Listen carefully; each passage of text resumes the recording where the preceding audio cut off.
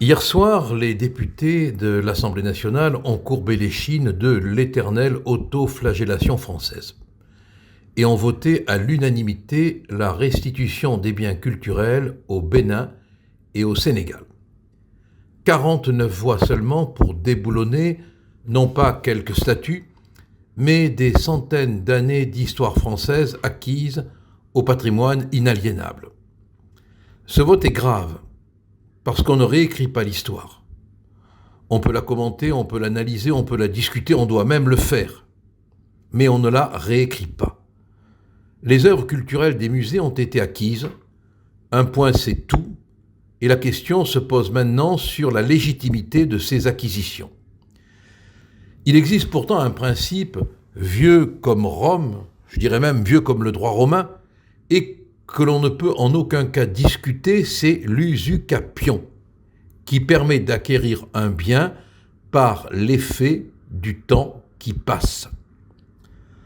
Ouvrir toute grande la porte des restitutions pourrait être à l'origine de chamboulements infinis et de tensions internationales. Tous les peuples du monde vont réclamer à tous les peuples du monde les pièces de musée pourtant appropriées par le temps de l'histoire que détiennent presque tous les peuples du monde. Belle folie, belle gabegie.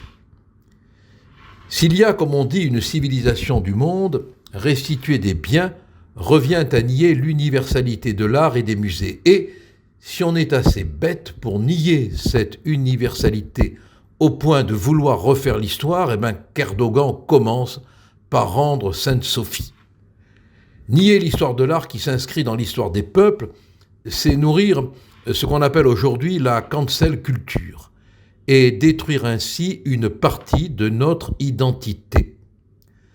Cette loi s'inscrit dans l'idéologie des textes votés au Parlement européen, notamment en 2019, sur la restitution des œuvres d'art et des biens culturels volés au cours des pillages. À cette aune, on peut aussi réclamer la restitution de terres conquises par la force au fil de l'épée tranchant des siècles. Personnellement, j'aimerais bien récupérer quelques petites terres dans quelques petits pays. Sait-on jamais ?